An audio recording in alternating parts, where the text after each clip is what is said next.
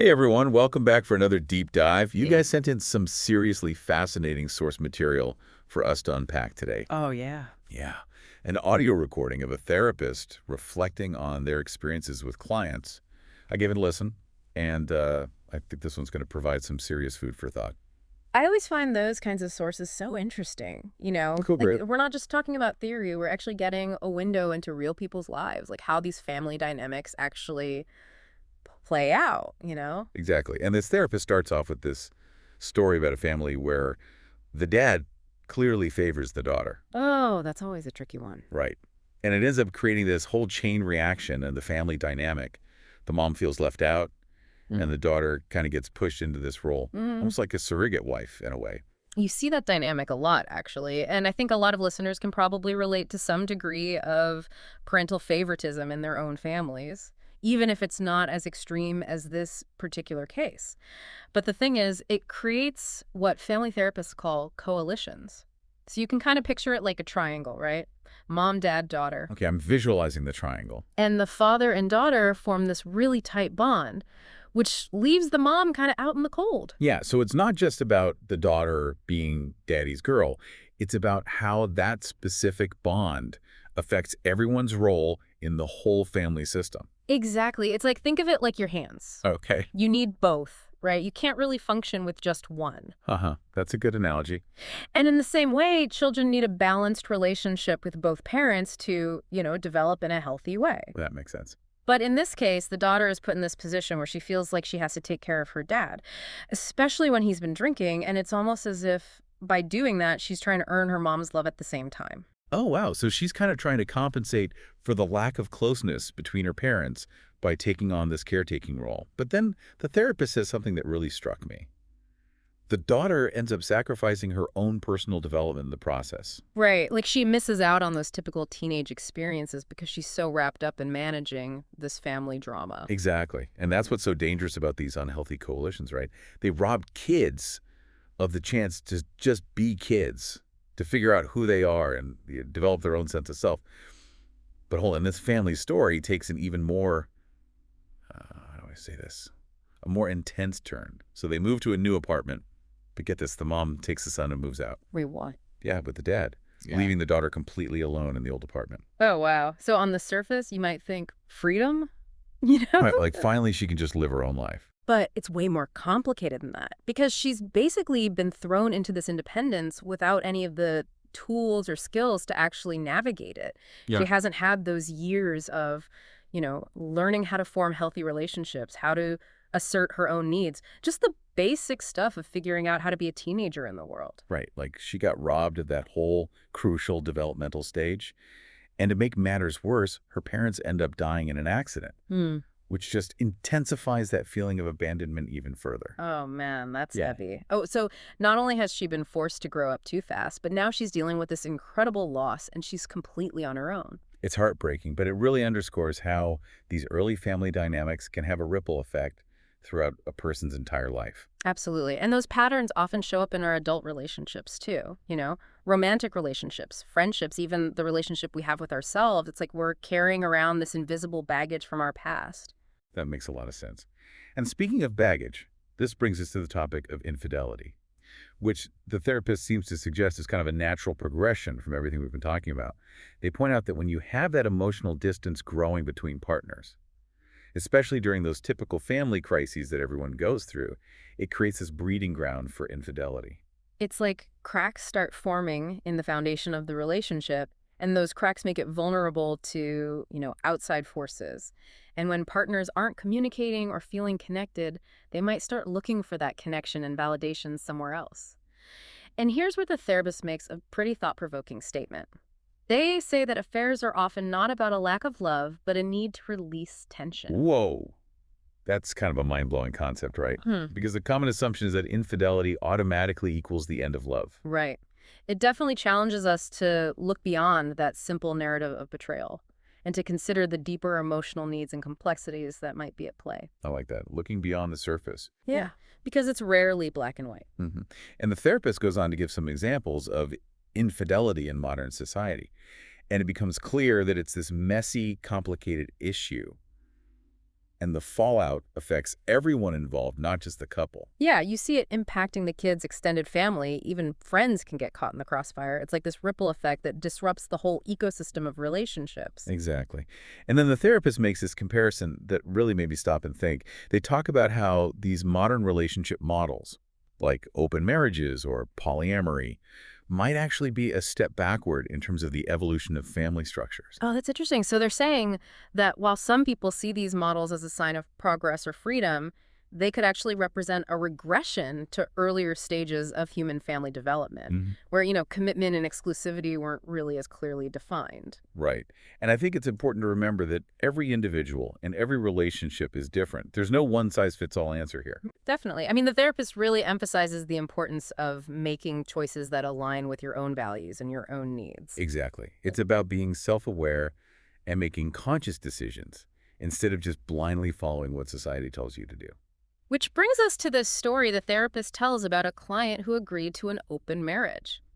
But here's the thing, she only did it because she was terrified of being alone. Wow. So she wasn't truly on board with the whole open marriage concept. Nope. And this goes back to what we were saying earlier about societal pressures, especially for women. There's this huge pressure to conform to certain relationship models, even if they don't actually align with what we truly want or need. So in this client's case, she ended up prioritizing the relationship over her own personal fulfillment, Yeah. And it ended up making her miserable in the long run. which is a really important lesson for all of us, right? Mhm. It's about recognizing our own worth and making choices that honor who we are, even if that means going against the grain. Totally. And sometimes the most empowering choice you can make is to walk away from a relationship that's no longer serving you. That's such a powerful message.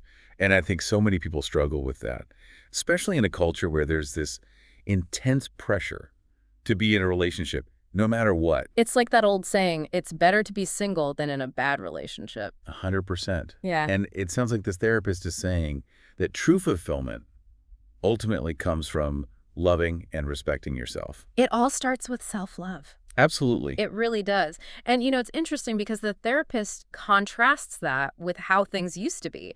A few decades ago, people stayed in unhappy marriages for all sorts of reasons. Right. Societal expectations. Exactly. Financial dependence, religious beliefs, like all these things kind of kept people stuck. But now it feels like the whole landscape has shifted. Oh, yeah. There's more acceptance of divorce, cohabitation, all these different kinds of families. It's a whole new world. It is. It's definitely more complex. But it's not without its downsides. Yeah. The therapist actually talks about how all this choice can sometimes make it harder to actually make a choice. Oh, absolutely. It's the paradox of choice. You think having more options would make you happier, but sometimes it just leads to more overthinking and second guessing and, just analysis paralysis. 100%. And then you throw technology into the mix, and it adds a whole other layer of complexity to relationships. The therapist talks about how phones and social media can become these constant distractions, making it even harder to truly connect with the person right in front of you. Oh my gosh, it's so true. It's like you go out to dinner with friends and everyone's on their phones instead of actually talking to each other. All the time. Right. It's like we're all plugged in, but not really connecting in a meaningful way.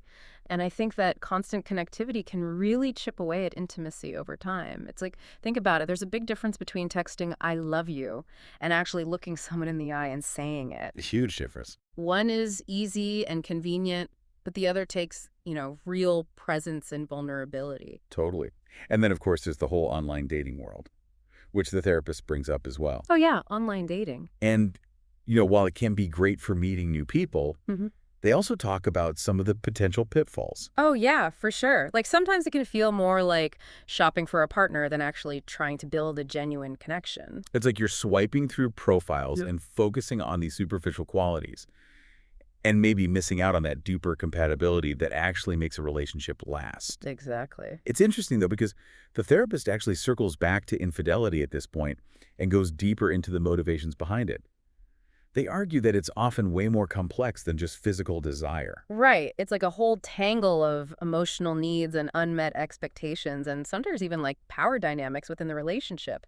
And they challenge that traditional idea of, a clear-cut victim and perpetrator. Yeah, because often it's not that simple. No, it's not. And the therapist even suggests that both partners might contribute to the conditions that make infidelity more likely. Which doesn't excuse the behavior, of course, Of course not. but it does add another layer of nuance to the whole conversation.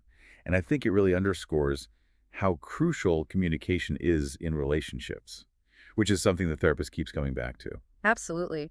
Being able to talk openly and honestly about your needs and your desires and your boundaries, that's essential for any healthy relationship. Whether you're trying to prevent infidelity or heal from it, communication is key. And it's a two-way street too, right? It's not just about expressing your own needs, but also really listening to your partner's perspective, even when it's difficult. Oh, totally. It's about really trying to understand where they're coming from. And the therapist tells this really interesting story about a couple who came to therapy after the husband had an affair. Okay, what happened? Well, what they discovered through therapy was that the husband felt neglected and unappreciated in the relationship. Okay, so again, not justifying his actions at all. No, not at all. But it does give you some insight into, the emotional context. Right. It helps you understand what might have led to that point. Mm-hmm. And it sounds like therapy actually helped them to address those underlying issues and rebuild their relationship based on, a stronger foundation of communication and trust. Exactly. And the therapist also talks about the power of forgiveness in healing from infidelity, which I thought was really interesting. In what way? Well, they make the point that true forgiveness doesn't mean you're condoning the behavior or forgetting the pain. It's more about letting go of that resentment and choosing to move forward. So it's not about forgetting or excusing, it's about finding a way to move on. Right. And ultimately, forgiveness is about finding peace, whether you decide to stay in the relationship or not. That makes sense. And, hand in hand with forgiveness comes personal responsibility, which is something the therapist really emphasizes as well. Oh, yeah. They talk about how it's easy to blame our partner when a relationship falls apart, but it's also important to acknowledge our own role in the dynamic. So basically taking ownership of our choices instead of just pointing fingers. Exactly. It's about shifting from blame to accountability, which can be a tough process. I bet. But ultimately, it's really empowering. And this leads to, I think, the final and maybe most profound point the therapist makes, the importance of self-love. It feels like all these threads are coming together now, right? They are. It's like the therapist is saying that if you truly love and accept yourself, you're less likely to settle for less than you deserve in your relationships. 100%. And you're also more likely to set healthy boundaries, communicate your needs effectively, and just make choices that are truly aligned with your values. Which, when you think about it, circles all the way back to that idea of breaking free from those unhealthy family patterns we were talking about earlier. It does. It's like everything's connected. So it sounds like this therapist is giving us a roadmap for creating healthier, more fulfilling relationships. But it all starts with self-awareness and self-love. It all starts with you. It's like we're running on autopilot sometimes. Yeah. Just going through the motions in our relationships without really stopping to think about where those patterns are coming from. And that's exactly why this idea of, becoming aware of these family scripts is so important. So what do those family scripts actually look like? I'm sure our listeners are curious to hear some real-life examples. Okay, so let's say you grew up in a family where conflict was just like avoided at all costs. Oh, yeah. Right? Like nobody wanted to rock the boat. So you might have inherited this script that keeping the peace is the most important thing, even if it means you're pushing down your own feelings or needs. Makes sense. Or let's say you witnessed a parent who was constantly sacrificing their own happiness for the family. Right. That could lead you to believe that's just what good partners do. That's how relationships are supposed to be. Wow. I can already see how those scripts could play out in someone's adult relationships. Always avoiding confrontation could lead to a lot of resentment building up over time. Absolutely. And constantly putting your own needs on the back burner could leave you feeling really unfulfilled. Exactly. And the thing is, these scripts often start with good intentions, right? Like our families develop these patterns as a way to cope or to survive. Right. But they might not always be the healthiest ways of relating to other people. So how do we start to rewrite those scripts if we realize they're no longer working for us? It all starts with awareness. Like really paying attention to those patterns that keep popping up in your relationships, those things you do or say that just seem to repeat themselves even when they're not really getting you the results you want. Okay, so notice the pattern. Yeah, and then ask yourself some questions like, where did I learn this behavior? What purpose did it serve in my family growing up? Does it still serve me now? Ooh, that's a good one. Does it still serve me now? Right. It's like taking a step back from your life and looking at it with fresh eyes. Yeah, like getting some perspective. Yeah. Exactly. And once you've identified those scripts, you can start to challenge them. Ask yourself, is this belief still true for me? Is this behavior helping my relationships? Or is it actually making things worse? What would it look like to do things differently? So it's not just about recognizing the patterns, but actually questioning them. Right. And then starting to make different choices. It sounds like it's all about being more intentional in our relationships Yeah. instead of just reacting based on these old patterns that we've inherited. 100%. It's about creating the kinds of relationships that we want to have, not the ones that we were programmed to have. And sometimes, that might mean having some difficult conversations or setting boundaries or maybe even walking away from a relationship that's no longer serving you. Which can be really hard. Yeah. Because it's like going against what feels familiar or safe, even if it's not actually healthy for us. It does take courage, but it's also incredibly freeing. Think about how good it would feel to finally let go of those old scripts and create relationships that are based on authenticity and mutual respect. I love that. Creating relationships based on authenticity and mutual respect, that's a really powerful vision. Yeah. And it's inspiring to think that we actually have the power to, rewrite our own stories. We do. We absolutely do. Well, I think this has been an incredibly insightful deep dive. The therapist perspective, plus our conversation about these family scripts, has given us a lot to think about. It really has. And at the end of the day, it all comes back to self-awareness, understanding how our past experiences shape our present, and then using that knowledge to create a future where our relationships are truly fulfilling and authentic. Absolutely. Well said. And to our listeners, thank you so much for joining us on this deep dive. If this episode resonated with you, be sure to check out the show notes for more resources and information on family dynamics and relationships. And as always, keep those amazing source materials coming. We love exploring these topics with you.